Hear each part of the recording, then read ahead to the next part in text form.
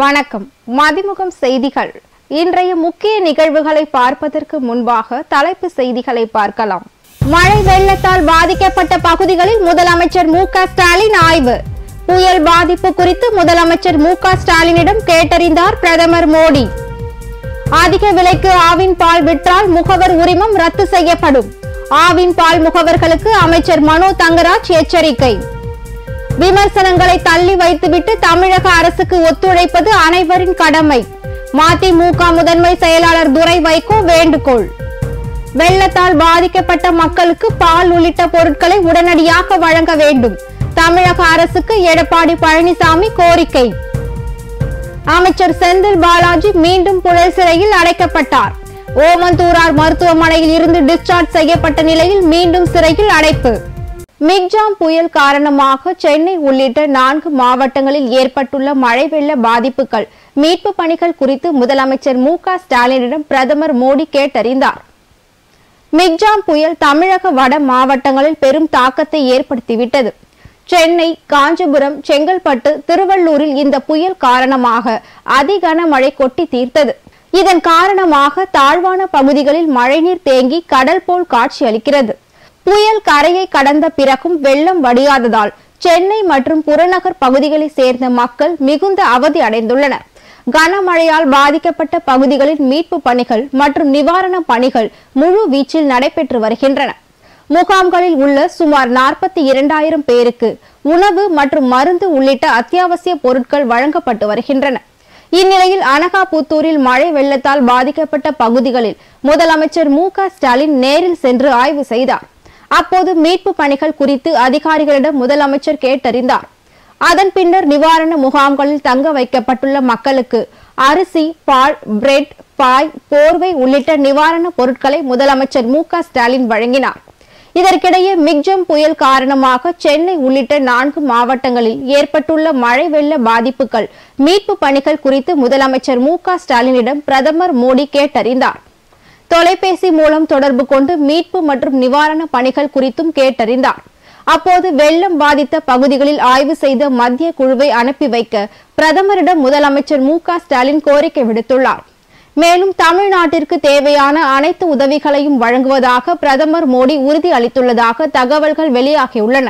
செந்தில் பாலாஜி சிகிச்சை முடிந்து டிஸ்சார்ஜ் செய்யப்பட்ட நிலையில் மீண்டும் புழல் சிறைக்கு திரும்பினார். சட்டவிரோத பண பரிமாற்ற சட்டத்தின் கீழ் கடந்த ஜூன் 14ஆம் தேதி அமலாக்கத்துறை அதிகாரிகளால் அமைச்சர் செந்தில் பாலாஜி கைது செய்யப்பட்டார். இதையடுத்து அவருக்கு நெஞ்சுவலி ஏற்படவே அவருக்கு தனியார் மருத்துவமனையில் சிகிச்சையும் அளிக்கப்பட்டது. கடந்த நவம்பர் 15ஆம் தேதி உடல்நல குறைவு காரணமாக அமைச்சர் செந்தில் பாலாஜி சென்னை ஓமந்தூரார் அரசு மருத்துவமனையில் அனுமதிக்கப்பட்டார். மருத்துவமனையில் முழு உடல் பரிசோதனை மேற்கொண்ட நிலையில் சிறப்பு மருத்துவ குழு மூளையில் கட்டி இருப்பதாக கூறியது. அதற்கு தேவையான சிகிச்சைகளும் அளிக்கப்பட்டது. இந்நிலையில் செந்தில் பாலாஜிக்கு உடல்நிலையில் சற்று முன்னேற்றம் ஏற்படவே அவர் இன்று காலை சென்னை ஓமந்தூரார் அரசு மருத்துவமனையில் இருந்து டிஸ்சார்ஜ் செய்யப்பட்டு மீண்டும் புழல் சிறைக்கு அழைத்து செல்லப்பட்டார். பேரிடர் காலங்களில் விமர்சனங்களை தள்ளி வைத்துவிட்டு தமிழக அரசுக்கு ஒத்துழைப்பது அனைவரின் கடமை என மதிமுக முதன்மை செயலாளர் துரை வைகோ தெரிவித்துள்ளார். மிக்ஜாம் புயலால் சென்னை மற்றும் அதனை சுற்றியுள்ள மாவட்டங்களில் வரலாறு காணாத பெருமழை பெய்து மிக கடுமையான பாதிப்பை உருவாக்கி சென்று விட்டது.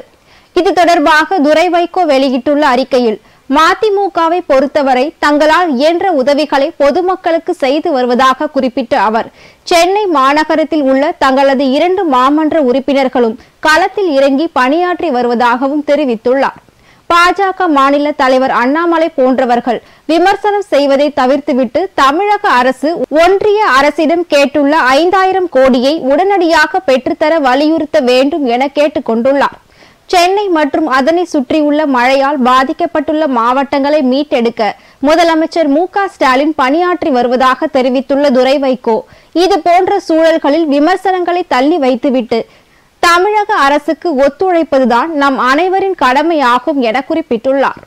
மிக்ஜாம் புயல் மீட்பு பணிகளை விரைந்து மேற்கொள்ள ஒன்றிய அரசுக்கு தேவையான உதவிகளை செய்ய வேண்டும் என மதிமுக பொதுச் செயலாளரும் மாநிலங்களவை உறுப்பினருமான வைகோ கேட்டுக் கொண்டுள்ளார். பொருளாதார நிலை குறித்த விவாதத்தில் 5ஆம் தேதி வைகோ நாடாளுமன்றத்தில் உரையாற்றினார். அதில் தமிழகத்தில் நூற்பாலை தொழில் பல மாதங்களாக வரலாறு காணாத இழப்பை சந்தித்து வருவதாகவும், இதே நிலை நீடித்தால் நூற்பாலைகள் விரைவில் செயல்படாத நிலைக்கு மாறி ஆலைகள் நிரந்தரமாக மூடப்படும் அபாயம் ஏற்படும் என்று தெரிவித்தார். பொதுத்துறை நிறுவனம் ஒன்றன் பின் ஒன்றாக கார்ப்பரேட் நிறுவனங்களுக்கு விற்கப்படுவதை சுட்டிக்காட்டி பேசிய வைகோ, சர்வதேச சந்தையில் கச்சா எண்ணெய் குறைந்த விலைக்கு விற்கப்படும் போது ஒன்றிய அரசு பெட்ரோலிய சில்லறை விலையை ஏன் குறைக்கவில்லை என்று கேள்வி எழுப்பினார். மிக்ஜாம் புயல் தமிழகத்தின் கடலோர மாவட்டங்களில் பேரழிவை உருவாக்கியுள்ள நிலையில் கடந்த 6 நாட்களாக மீனவர்கள் வாழ்வாதாரத்தை இழந்துள்ளதாக வேதனை தெரிவித்துள்ள வைகோ, கடந்த 2 நாட்களாக சென்னை மாநகரில் பெய்த வரலாறு காணாத கனமழையால் நகரமே தண்ணீரில் மூழ்கி உள்ளதாக தெரிவித்தார். தமிழ்நாடு அரசு தன்னால் இயன்ற உதவிகளை செய்து வரும் நிலையில் ஒன்றிய அரசு நிதி மற்றும் நிவாரண பொருட்களை தமிழக அரசிற்கு வழங்கி மீட்பு பணிகளை விரைந்து மேற்கொள்ள உதவி செய்திட வேண்டும் என்று கேட்டுக்கொண்டார். ஆவின் பாலை கள்ளச்சந்தையில் விற்றால் கடும் நடவடிக்கை எடுக்கப்படும் என்று அமைச்சர் மனோ தங்கராஜ் எச்சரித்துள்ளார். மிக்ஜாம் புயல் காரணமாக மழை மற்றும் வெள்ளத்தால் பாதிக்கப்பட்ட சென்னை மற்றும் புறநகர் பகுதிகளில் அடிப்படை தேவையான பால் கிடைக்கவில்லை. ஒரு சில இடங்களில் பால் கிடைத்தாலும் 25 ரூபாய் மதிப்புள்ள பால் பாக்கெட் 100 ரூபாய் வரை விற்பனை செய்யப்படுகிறது. இந்நிலையில் ஆவின் பாலை கள்ளச்சந்தையில் விற்றால் கடும் நடவடிக்கை எடுக்கப்படும் என்று பால்வளத்துறை அமைச்சர் மனோ தங்கராஜ் எச்சரித்துள்ளார். தேவைக்கேற்றவாறு மொத்த விற்பனையாளர்களுக்கும் சில்லறை விற்பனையாளர்களுக்கும் பால் விநியோகிக்கப்பட்டுள்ள நிலையில் ஆவின் பாலை பொதுமக்களுக்கு வழங்காமல் கள்ளச்சந்தையில் விற்கவோ அதிக விலைக்கு விற்பனை செய்தாலோ கடும் நடவடிக்கை எடுக்கப்படுவதோடு முகவர் உரிமமும் ரத்து செய்யப்படும் என்றும் அவர் தெரிவித்துள்ளார். வெள்ளத்தால் பாதிக்கப்பட்ட மக்கள் உடனடியாக இயல்பு நிலைக்கு திரும்ப பருப்பு, பால், மளிகை உள்ளிட்ட பொருட்களை உடனடியாக வழங்க வேண்டும் என தமிழ்நாடு அரசுக்கு எடப்பாடி பழனிசாமி கோரிக்கை விடுத்துள்ளார். அதிமுக பொதுச் செயலாளர் எடப்பாடி பழனிசாமி வெளியிட்டுள்ள அறிக்கையில், மழை நின்று 3 நாட்கள் ஆன நிலையில் சென்னையை சுற்றியுள்ள புறநகர் பகுதிகளில் மழைநீர் வடியாமல் கழிவு நீருடன் கலந்து தொற்றுநோய் ஏற்படும் அபாயத்தில் உள்ளதால் இதை உடனடியாக ஆய்வு செய்து மழைநீரை அகற்ற வலியுறுத்தியுள்ளார். சென்னை மற்றும் அதனை சுற்றியுள்ள பகுதிகளில் ஆவின் பால் விநியோகத்தை சீர் செய்யவும், அண்டை மாநிலங்களில் இருந்து பாலை உடனடியாக கொள்முதல் செய்து மக்களுக்கு தங்கு தடையின்றி பால் கிடைப்பதற்கு நடவடிக்கை எடுக்கவும் வலியுறுத்தியுள்ளார். பாதிக்கப்பட்ட பகுதிகளில் வசிக்கும் மக்கள் உடனடியாக இயல்பு வாழ்க்கைக்கு திரும்பும் வகையில் அரிசி, பருப்பு, பால், மளிகை பொருட்கள் மற்றும் தேவையான மருத்துவ வசதிகளை உடனடியாக வழங்கிட வேண்டும் எனவும் எடப்பாடி பழனிசாமி கேட்டுக் கொண்டுள்ளார். தெலுங்கானா முதலமைச்சராக பதவி ஏற்க உள்ள ரேவந்த் ரெட்டிக்கு முதலமைச்சர் மு.க. ஸ்டாலின் தொலைபேசி மூலம் வாழ்த்து தெரிவித்துள்ளார். தெலுங்கானா சட்டப்பேரவை தேர்தலில் காங்கிரஸ் அமோக வெற்றி பெற்றது. மொத்தம் உள்ள 119 சட்டமன்ற தொகுதிகளில் காங்கிரஸ் கட்சி 64 இடங்களில் வென்று ஆட்சியை பிடித்தது. இதையடுத்து அக்கட்சியின் சட்டமன்ற குழு தலைவராக ரேவந்த் ரெட்டி தேர்வு செய்யப்பட்டார். ஆளுநரை சந்தித்து ஆட்சி அமைக்க ரேவந்த் ரெட்டி உரிமை கோரிய நிலையில் மாநில முதலமைச்சராக பதவியேற்க உள்ளார். தெலுங்கானா தலைநகர் ஐதராபாத்தில் உள்ள எல்பி ஸ்டேடியத்தில் இன்று பிற்பகல் 1 மணிக்கு பதவியேற்பு நிகழ்ச்சி தொடங்கியது. இந்நிலையில் தெலுங்கானா முதலமைச்சராக பதவியேற்க உள்ள ரேவந்த் ரெட்டியை தொலைபேசி வாயிலாக அழைத்து தமிழக முதலமைச்சர் மு.க. ஸ்டாலின் வாழ்த்து தெரிவித்துள்ளார். இது தொடர்பாக அவர் வெளியிட்டுள்ள எக்ஸ் தளத்தில், தெலுங்கானா முதலமைச்சராக பதவியேற்க உள்ள ரேவந்த் ரெட்டிக்கு தனது வாழ்த்துக்களையும் பாராட்டுகளையும் தெரிவித்துக் கொள்வதாக பதிவிட்டுள்ளார். கோவை ராமநாதபுரம் அடுத்த சுங்கம் பகுதியில் 1 மில்லியன் விதைப்பந்துகளை தயாரித்து கல்லூரி மாணவிகள் சாதனை படைத்துள்ளனர். ரோட்டரி கோயம்புத்தூர் சிட்டி என்ற அமைப்பு கோவை நிர்மலா மகளிர் கல்லூரியுடன் இணைந்து ஒரு பூமி ஒரு குடும்பம் ஒரு எதிர்காலம் என்ற முழக்கத்தை முன்வைத்து 1 மில்லியன் விதை பந்துகளை பெருமளவில் தயாரித்து சாதனை படைத்துள்ளனர்.